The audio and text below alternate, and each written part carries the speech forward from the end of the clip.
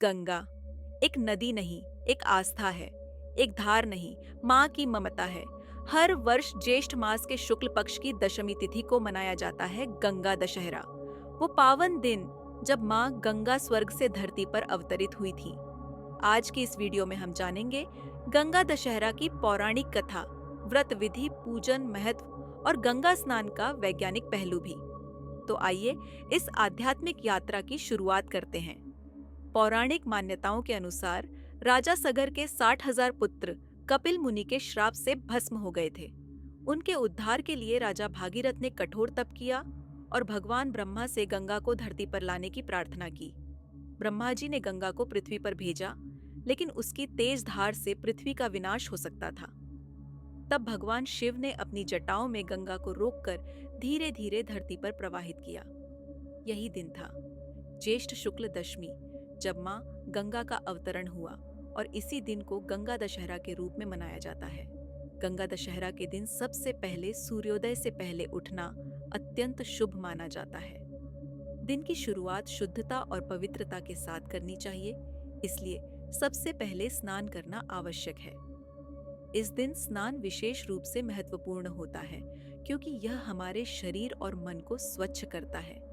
यदि संभव हो तो गंगा नदी के किनारे जाकर स्नान करें, क्योंकि गंगा का जल अत्यंत पवित्र माना गया है। लेकिन यदि गंगा नदी के पास जाना संभव ना हो तो घर पर भी गंगा जल से स्नान किया जा सकता है, जो उसी प्रकार शुद्धि का कार्य करता है।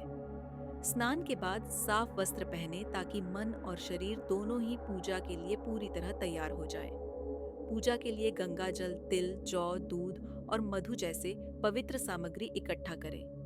ये सभी चीजें शास्त्रों में बहुत महत्व रखती हैं और गंगा माता के प्रति श्रद्धा का प्रतीक है। साथ ही धूप, दीप और नैवेद्य, भोजन या फल भी पूजा में अर्पित किए जाते हैं, जिससे वातावरण पवित्र और भक्तिमय हो जाता है। पूजन के दौरान फूल और अक्षत का भी प्रयोग किया जाता है। ये प्राकृतिक वस्तुएं हैं जो पूजा की शोभा बढ़ाती हैं और देवी गंगा को अर्पित करने के लिए अत्यंत शुभ मानी जाती हैं। पूजा के समय 10 बार गंगाष्टक का पाठ करें या ओम नमः शिवाय मंत्र का जाप करें। यह मंत्र भगवान शिव की शरण में मां गंगा के अवतरण की महिमा को दर्शाता है और भक्तों को मानसिक शांति प्रदान करता है। गंगा दशहरा के दिन व्रत रखना अत्यंत फलदायी होता है। ऐसा माना जाता है कि इस दिन व्रत रखने से जीवन के 10 प्रकार के पाप समाप्त हो जाते हैं और मनुष्य का संपूर्ण जीवन शुद्ध और सफल होता है। साथ ही इस दिन दान करना भी विशेष फलदायक माना गया है। वस्त्र, अन्न, जलपात्र, पंखा, मटका, छाता आदि दान में दें, क्योंकि यह दान गंगा माता की सेवा के समान है और इससे पुण्य की प्राप्ति होती है। दिन के अंत में दीपदान करना अत्यंत शुभ होता है। शाम के समय दीपक जलाकर गंगा माता को अर्पित करें। दीपक की ज्योति अंधकार को दूर करती है और घर में सुख, शांति और समृद्धि लाती है। इस प्रकार गंगा दशहरा की पूजा विधि पूरी होती है, जो हमारे जीवन में आध्यात्मिक और सामाजिक दोनों तरह की समृद्धि लेकर आती है। गंगा दशहरा की पूजा विधि पूरी करने के बाद आइए अब उस पावन कथा में डूबते हैं, जो इस दिन की महत्ता को दर्शाती है। एक समय की बात है, राजा भागीरथ अपने पूर्वजों की मुक्ति के लिए अत्यंत गंभीर तपस्या में लीन थे। उन्होंने हिमालय की कठोर हवाओं और बर्फीले पहाड़ों के बीच घोर तप किया। यह तपस्या हजारों वर्षों तक चलती रही और अंततः भगवान ब्रह्मा उनके समर्पण और धैर्य से अत्यंत प्रसन्न हुए। प्रसन्न ब्रह्मा जी ने राजा भागीरथ को वरदान दिया कि वे मां गंगा को स्वर्ग से धरती पर भेजेंगे, ताकि उनका पितृवंश मुक्त हो सके। लेकिन जब मां गंगा को पृथ्वी पर आने की बात कही गई तो उन्होंने कहा कि मेरा वेग बहुत तेज है, अगर मैं सीधे धरती पर आ जाऊंगी तो यह सहन नहीं कर पाएगी और धरती विनाश के गर्त में चली जाएगी। इस समस्या को सुनकर ब्रह्मा जी ने भगवान शिव से प्रार्थना की कि वे मां गंगा के तेज प्रवाह को नियंत्रित करें।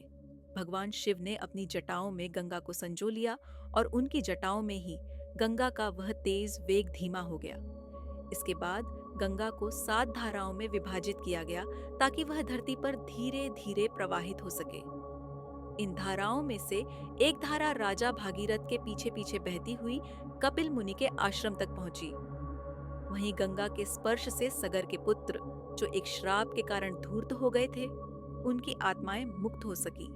इसी कारण से माँ गंगा को मोक्षदायिनी कहा गया, जो पापों को धोती और आत्माओं को मुक्ति प्रदान करती है। इस पावन दिन को मनाकर हम भी अपने जीवन से नकारात्मकता को दूर कर गंगा माँ के आशीर्वाद से शुद्ध और सफल बनते हैं। गंगा दशहरा का पर्व केवल एक धार्मिक अनुष्ठान ही नहीं, बल्कि इसके पीछे गहरे आध्यात्मिक और वैज्ञानिक कारण भी छिपे हुए हैं। इसका अर्थ ही है 10 पापों का नाश। यह दिन हमें मन, वचन और कर्म की शुद्धि का संदेश देता है। कहा जाता है कि गंगा नदी में स्नान करने से केवल शरीर ही नहीं, बल्कि हमारा मन भी पवित्र हो जाता है। यह पवित्रता हमें नकारात्मकता से दूर कर जीवन में सकारात्मक ऊर्जा और शांति लेकर आती है। वैज्ञानिक दृष्टिकोण से भी गंगा जल को एक अद्भुत प्राकृतिक वरदान माना गया है। गंगा जल में एक विशेष प्रकार के जीवाणुरोधी गुण पाए जाते हैं, जो आज के वैज्ञानिक भी मान्यता देते हैं।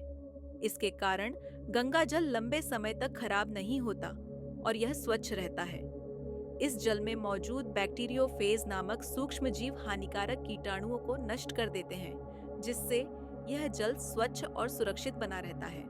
इसके अलावा गंगा नदी में स्नान करने से त्वचा संबंधी रोगों में राहत मिलती है। यह स्नान मानसिक तनाव और अवसाद को कम करने में भी सहायक होता है। हमारी शास्त्रीय मान्यताओं के साथ साथ आधुनिक विज्ञान भी इस पवित्र नदी के लाभों को स्वीकार करता है, जो इसे और भी खास बनाता है। इसलिए गंगा दशहरा के दिन गंगा माता की पूजा और उनके जल में स्नान का विशेष महत्व है, जो हमारे शरीर और आत्मा दोनों के लिए अनमोल उपहार है। गंगा दशहरा के धार्मिक और वैज्ञानिक महत्व को समझने के बाद अब आइए आगे बढ़ते हैं, जहां इस पर्व से जुड़ी सांस्कृतिक परंपराओं और लोक भावनाओं की झलक मिलती है। गंगा दशहरा के दिन पूरे देश में एक अद्भुत ऊर्जा और भक्ति का संचार होता है, विशेष रूप से उन स्थानों पर जहां गंगा माता का प्रवाह होता है, जैसे हरिद्वार, वाराणसी, प्रयागराज, गंगोत्री, ऋषिकेश और पटना। वहां का दृश्य अविस्मरणीय होता है। इन पवित्र तीर्थ स्थलों पर इस दिन विशाल मेले लगते हैं। दूर दराज से लाखों श्रद्धालु गंगा के तटों पर एकत्रित होते हैं और सूरज की पहली किरण के साथ ही पवित्र स्नान का सिलसिला शुरू हो जाता है। गंगा में स्नान करते समय भक्तजन अपनी हथेलियों में जल भरकर सूर्य को अर्घ्य देते हैं। गंगा मां से अपने पापों के क्षय की प्रार्थना करते हैं और फिर दीपदान, तर्पण और पूजा में लीन हो जाते हैं। इन तटों पर दान पुण्य की परंपरा भी अत्यंत महत्वपूर्ण मानी जाती है। यह दान केवल पुण्य अर्जन का माध्यम नहीं, बल्कि समाज के प्रति सेवा और संवेदना की भावना को भी दर्शाता है। शाम होते ही इन घाटों का वातावरण एक दिव्य आलोक से भर जाता है।